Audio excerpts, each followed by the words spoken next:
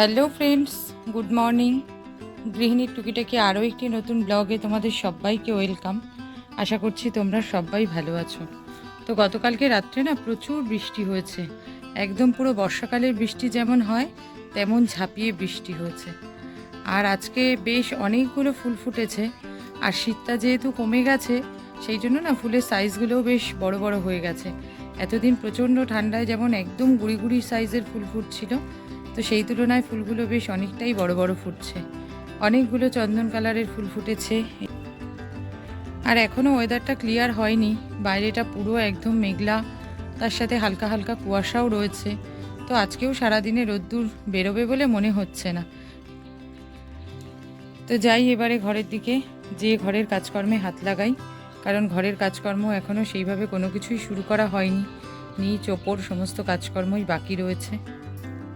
এখন এই সামনের ঘরটা একটু পরিষ্কার করে তারপরে যাব হচ্ছে ওপরে। আর ভেজা জামা কাপড়গুলোই নিয়ে আজকে হবে হচ্ছে সমস্যা, তার কারণ যেহেতু একটু রোদ্দুর বেরোয়নি। দেখি, রোদ্দুর তো আজকে সারাদিন বেরোবে বলে মনে হচ্ছে না, যদি ওয়েদারটা একটু ক্লিয়ার হয় তো সব ছাদেই মেলে দেব। তো সেই ঘরটা পরিষ্কার করি, করে তারপরে যাব হচ্ছে ওপরের দিকে।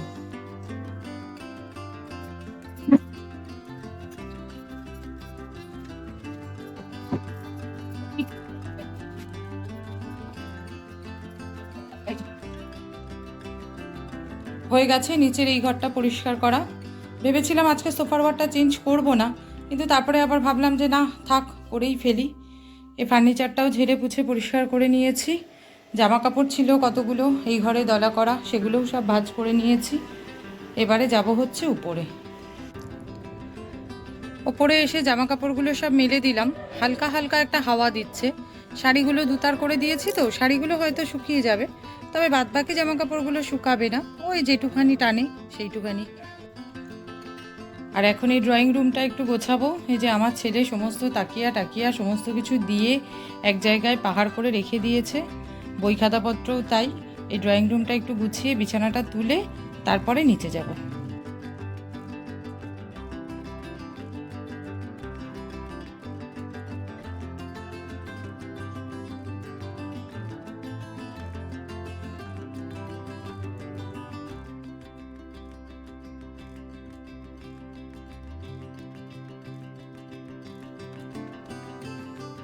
হয়ে গেছে ড্রয়িং রুমটা গোছানো, পড়ার টেবিলটাও ভালো করে গুছিয়ে নিয়েছি।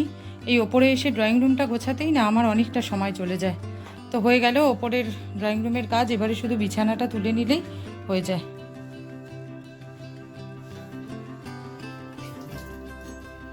সকালের জলখাবারটা কমপ্লিট করে চলে এসেছি রান্নাঘরে। এবার দুপুরের রান্নার কাটাকাটিটা সেরে নিচ্ছি। আজকে দুপুরবেলা করব হচ্ছে ফুলকপি আলুর তরকারি আর হাঁসের ডিম, কারণ শীত প্রায় শেষের পথে, এরপরে আর হাঁসের ডিম খাওয়া যাবে না। তো সেই কারণে আজকে আবার হাঁসের ডিম করছি। আর বিশাল সাইজের একটা ফুলকপি নিয়ে এসেছে আজকে বাজার থেকে, তো ভাবলাম যে তাহলে ফুলকপি আর আলু দিয়ে তরকারি করি।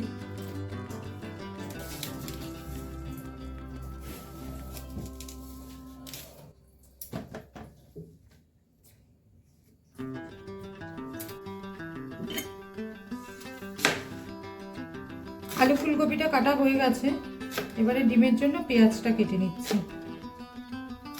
আর আদা রসুনটা তো ছাড়ানো রয়েছে।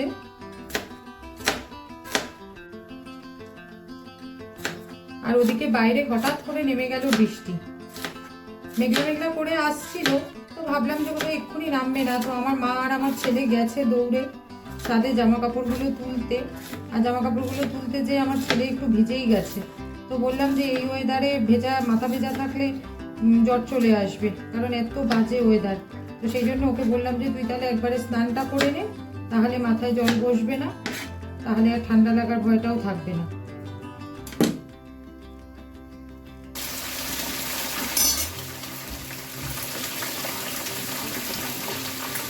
ওদিকের কড়াইটাতে ডিমটা সেদ্ধ করছি।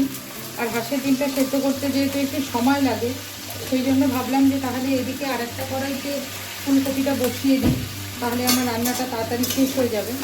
তো সেই জন্য এদিকে আর একটা কড়াইতে ফুলকপিটা চাপিয়ে দিলাম। ডিমগুলো সেদ্ধ করা হয়ে গেছে, আর ফুলকপির মশলাটা কষিয়ে নিচ্ছি।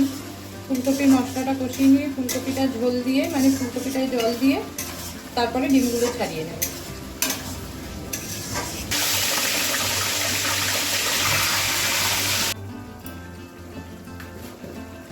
ডিমগুলো সব ভাজা করে তুলে নিয়ে পেঁয়াজটা দিয়ে দিয়েছিলাম। পেঁয়াজটা মোটামুটি ভাজা ভাজা করে নিয়ে তার মধ্যে দিয়ে দিয়েছিলাম টমেটোটা। আর এখন আদা রসুন বাটাটা দিয়ে একটু কষিয়ে নিয়ে তার মধ্যে দিয়ে দিচ্ছি সব হচ্ছে মশলাগুলো। মশলা বলতে কিছুই না, এই হলুদ গুঁড়ো, লঙ্কার গুঁড়ো, নুন আর মিষ্টি। আর এ পর্যন্ত শীতকালে যে কদিনই আমি হাঁসের ডিম করেছি সে কদিনই ফুলকপি আর আলু দিয়ে করেছিলাম। তো আজকে আর আলু ফুলকপি দিয়ে করিনি, আজকে করছি হচ্ছে একদম পুরো কষা কষা।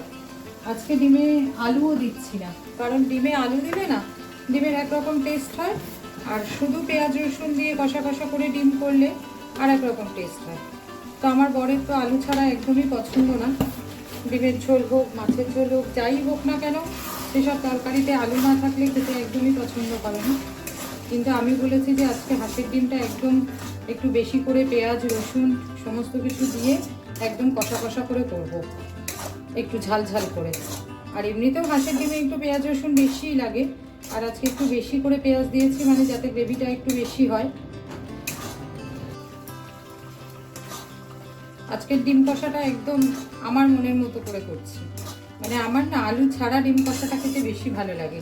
বেশ একদম তেল বের করা করা একটু ঝাল ঝাল গামাখা গামাখা হবে, ওটা খেতে আমি বেশি পছন্দ করি।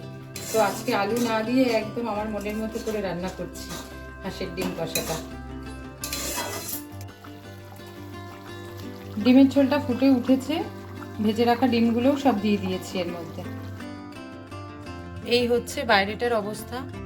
এক পশলা ভালো রকমেরই বৃষ্টি হয়ে গেল বেশ কিছুক্ষণ আগে, আর ক্যামেরাতে সেরকম ভালো বোঝা যাচ্ছে না, তবে এমনিতে বাইরেটা দেখলে মনে হচ্ছে যেন পুরো কুয়াশা ঢেকে রয়েছে। রান্নাটা আমার হয়ে গেছে, এই যে আলু ফুলকপির তরকারি আর এই হচ্ছে হাঁসের ডিম কষা। খুব বেশি কষা মানে রাখিনি, তার কারণ হচ্ছে যেহেতু দুবেলার, একটু ঝোল না রাখলে তো চলবে না। আর গ্যাস মোছা, রান্নাঘর পরিষ্কার করা সব কিছু হয়ে গেছে। ভাতটাও আমি বসিয়ে দিয়েছি, ভাতটা মা নামিয়ে নেবে।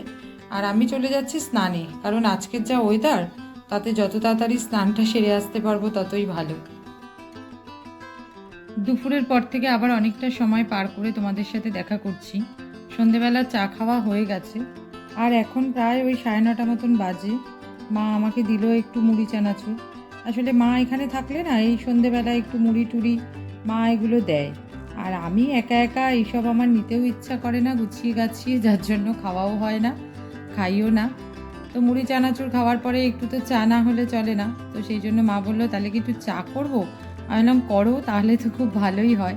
তো মা গেছে একটু চা করতে।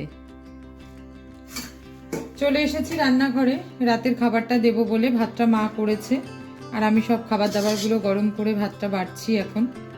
তো আজকে রাতের খাবারটা দেওয়ার সাথে সাথে আমার আজকের ব্লগটা আমি এখানেই শেষ করছি।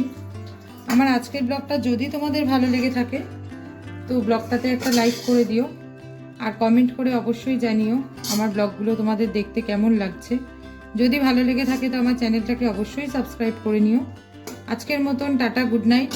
তোমাদের সাথে দেখা হবে আবার আরেকটা কোনো নতুন ব্লগে।